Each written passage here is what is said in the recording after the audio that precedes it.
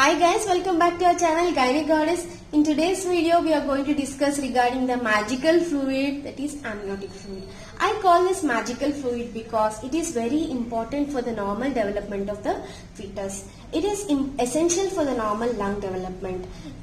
This amniotic fluid enters the lung bud and helps in the stretching of alveoli, formation of the surfactant and ultimate growth of the lungs. So in case of oligohydramnios, that is when the liquor or amniotic fluid is less than normal, there is reduced intrathoracic cavity size. This disturbs the fetal lung growth and there is pulmonary hypoplasia. This pulmonary hypoplasia is a part of Potter syndrome, which is also encountered in oligohydramnios. So it also helps in the formation of GIT, proper development of gastrointestinal tract. Fetus swallows the amniotic fluid and it helps in the proper formation of the gastrointestinal tract. Amniotic fluid also protects the fetus from the trauma and it provides a cushioning effect for the baby.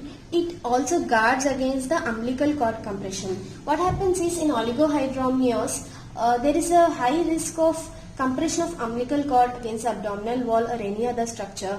This amniotic fluid provides a cushion-like thing and it protects the against the umbilical cord compression, and it also provides a physical space for fetal movements. It also has some bacteriostatic properties. So amniotic fluid is around 30 ml at 10 weeks of gestation and 200 ml at 16 weeks of gestation, and at around 38 weeks or mid-third trimester, it is about 800 ml. After 40 weeks of gestation, the amniotic fluid quantity gradually decreases. So in early pregnancy, this amniotic fluid is colorless, and as it encroaches the term, it becomes straw colored due to the exfoliated lanugo and epidermal cells. What is the initial source of amniotic fluid? Amniotic fluid is formed from the amniotic cells, amnion, at the early trimester or just by the simple diffusion. But around second trimester, what happens is the main contribution to the amniotic fluid is from the fetal urination, fetal urine.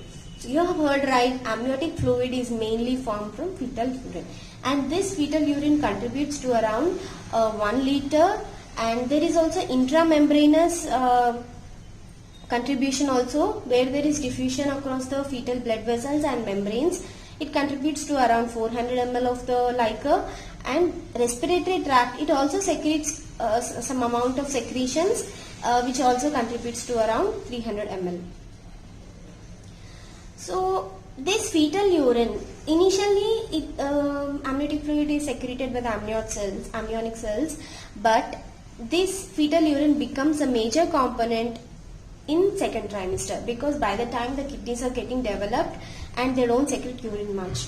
In second trimester, it forms a main component. That is why if there is any fetal renal abnormality, it's not detected in the first trimester, it's mostly detected in the second trimester. So what is the contribution and what are the sources and what are the sources of resorption of liquor amnion? Here you can see, for example, this is a so-called magical fluid, amniotic fluid. About 1 liter, average is around 1 liter, and around 1 liter is contributed by the fetal urine, and from the skin, transcutaneous and transmembranous contribution is around 400 ml, and respiratory system also contributes around 350 ml.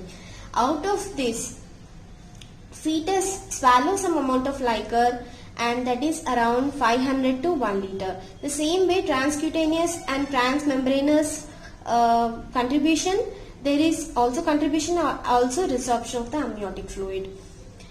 The main contribution to the resorption is by fetal swallowing of liquor, around 500 to 1 liter. So approximately there is around 1 liter in the amniotic cavity. But as there is a progression, as there is a increase in the gestational age, this transcutaneous spread of contribution of amniotic fluid decreases, because keratinization of the skin occurs around 22 weeks of gestation. So the spread across the diffusion or spread across the skin is inhibited. And here you can see the fetal osmolarity, amniotic fluid osmolarity is around 260 milliosmoles per liter, and that of plasma is around 280 milliosmoles per liter. So there is no much difference between the osmolarity, and it is slightly hypoosmolar. So this contributes for the exchange of substances between the fetal plasma and amniotic fluid. So I always wonder that fetus can survive in the fluid, that is amniotic fluid, then why not the baby survive in the water? Why should a baby drown in the water and die? So what is the mechanism? Here, in case of drowning, when the water enters the lungs, this water, whether it may be a salt water or fresh water, this disturbs the surfactant and it causes the pulmonary edema. We are not going into details of this, just outlook. This increases the carbon dioxide level in the body and decreased oxygen content in the blood, which results in the cardiac arrest and brain death.